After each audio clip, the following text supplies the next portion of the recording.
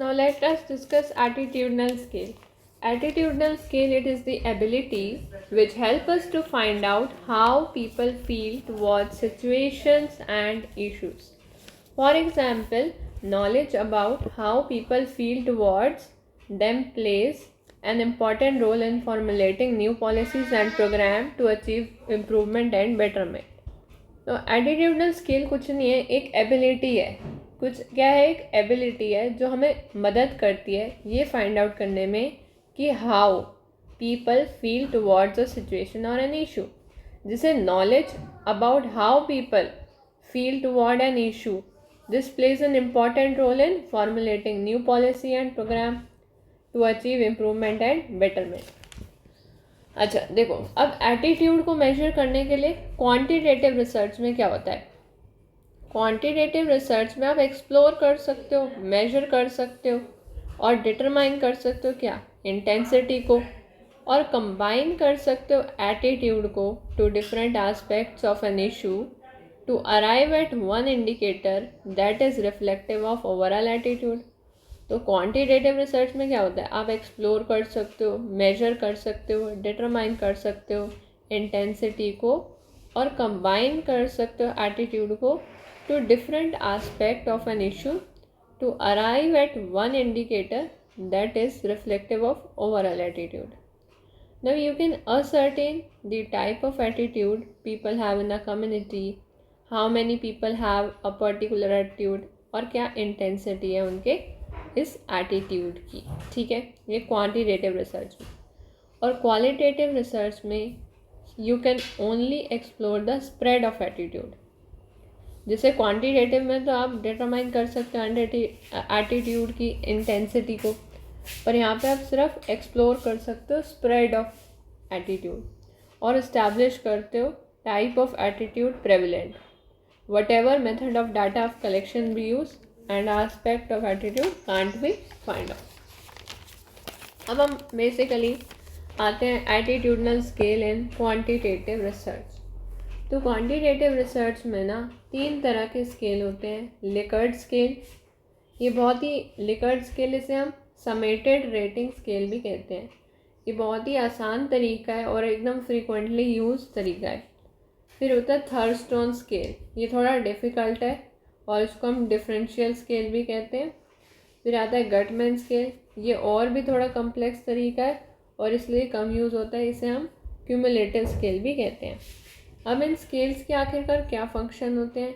इस स्केल्स के 2 फंक्शन होते हैं. पहला फंक्शन, ये इंटेंसिटी ऑफ रिस्पोंडेंट एटीट्यूड को मेजर करते हैं कि रिस्पोंडेंट का क्या एटीट्यूड है डिफरेंट सिचुएशंस को लेके, और ये प्रोवाइड करते हैं टेक्निक्स जो कंबाइन करता है सबके एटीट्यूड को towards different aspect as a overall indicator. तो ये एक टेक्निक है जो एटीट्यूडनल स्केल होता है ना, स्केल, ये प्रोवाइड करता है उस टेक्निक को जिससे हम सभी एटीट्यूड को कंबाइन कर सकें टुवर्ड्स डिफरेंट एस्पेक्ट, जितने भी एटीट्यूड हैं, एक ओवरऑल इंडिकेटर के रूप में. और तो और ये रिड्यूस करता है, क्या रिड्यूस करता है एटीट्यूडनल स्केल, रिस्क को रिड्यूस करता है of an expression of opinion by respondents being influenced by their opinion on only one or 2 aspects of that situation. तो it reduces the risk. किसका रिस्क, एक्सप्रेशन ऑफ ओपिनियन का risk, जो respondent expression of opinion देता है उसका risk, which is being influenced by their opinion on only 1 or 2 aspect of that situation. ठीक है ना. लेट्स टॉक अबाउट कि क्या डिफ़िकल्टी आती है इस एटीट्यूडनल स्केल को आखिरकार डेवलप करने में. तो इस स्केल को डेवलप करने में 3 डिफ़िकल्टी आती है. पहली डिफ़िकल्टी, आपको डिसाइड करना पड़ता है, you must decide which aspect should be include, है ना. डिसाइड करना पड़ता है कौन सा इंक्लूड करना है, एस्पेक्ट नहीं करना. दूसरी difficulty, how the responses given by respondent should be combined. फिर कैसे कंबाइन करना है रिस्पोंडेंट के रिस्पॉन्सेस को ताकि हमें ओवरऑल एटीट्यूड मिले. और तीसरा कि how you can ensure that scale develop really measure attitude towards issue in a question. So how can you ensure that कि जो हमने स्केल डेवलप किया है वो रियली मेजर करता है एटीट्यूड को toward issue and question. Now let us discuss about summated rating और लिकर्ट स्केल. तो ये बहुत ही कॉमन तरीका है और एकदम ईजी टू कंस्ट्रक्ट तरीका है. इस समेटेड और लिकर्ट स्केल में पता है क्या अज्यूम करते हैं? हम ये अज्यूम करते हैं कि each statement is equally important. Her statement equally important है और ये डज नॉट मेजर, समेटेड रेटिंग और लिकर्ट स्केल जो है ये डज नॉट मेजर एटीट्यूड पर सी एस ई.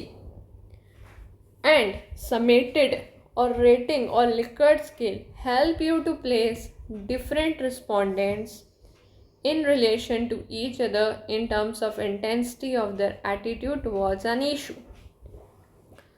तो देखो ये लिकर्ट स्केल में क्या है, ये बहुत ही आसान तरीका है और इसमें क्या होता है हर स्टेटमेंट को बराबर इम्पोर्टेंस मिलती है. ये एटीट्यूड पर सेकंड को मेजर ही नहीं करता है और ये हमारी मदद और करता है वो अलग डिफरेंट रिस्पोंडेंट्स को एक दूसरे के साथ in relation to each other in terms of attitude के टर्म्स में वो करने के लिए. और ये शो करता है, क्या शो करता है? स्ट्रेंथ को शो करता है of one respondent view in relation to that of another. अब हम बात कर लेते हैं इक्वली अपीयरिंग इंटरवल और थंडर स्टॉर्म की. थंडर स्टॉर्म, तो थंडर और स्टोन इन शब्द से क्या मतलब चल रहा है कि ये वेट कैलकुलेट करेगा या एटीट्यूडनल वैल्यू कैलकुलेट करेगा स्टेटमेंट की. और जो ये वेट कैलकुलेट करेगा ना each statement, the weight for each statement किस बेसिस पे कैलकुलेट होगी? वो कैलकुलेट होगी the weight for each statement as calculated on the basis of ratings assigned to a statement by a group of judges, and each statement with which respondent express the agreement is given an attitudinal score which is equals to the attitudinal value of statement.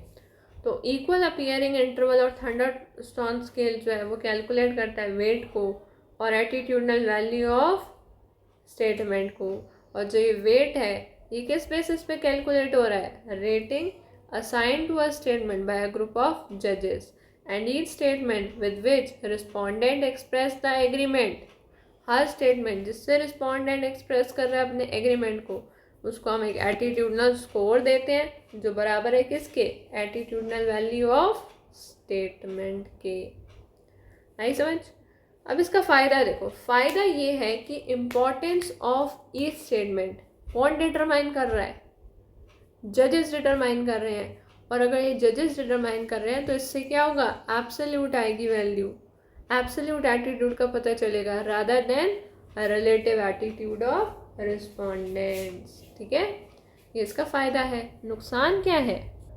नुकसान ये है कि जो scale है वो difficult to construct है क्योंकि criticism ये है कि जो जजेस और रिस्पोंडेंट हैं वो में assess the importance of particular statement differently. अब जजेस और रिस्पोंडेंट जो हैं वो अलग अलग पर्टिकुलर स्टेटमेंट को डिफरेंटली एक्सेस कर सकते हैं. सो रिस्पोंडेंट एटीट्यूड को तो कोई रिफ्लेक्शन ही नहीं मिलेगा. मान लो रिस्पोंडेंट ने कहा कि ए स्टेटमेंट सही है पर जज ने कहा नहीं बी स्टेटमेंट सही है, तो भाई अगर जज की बात माननी है तो रिस्पोंडेंट की तो कोई वैल्यू वो प्रेफर ही नहीं होगी ना. ठीक है. अब क्यूमुलेटिव और गटमैन स्केल ये तो डिफ़िकल्ट है बहुत ज़्यादा. So finally you can see that कि जो एटीट्यूडनल स्केल है और मेजरमेंट स्केल है तो उसमें जो लिकर्ट स्केल है ये ऑर्डिनल स्केल है, थंडरस्टॉर्म स्केल है वो इंटरवल स्केल है, Guttman scale is ratio scale. ठीक है. So I hope guys this is clear.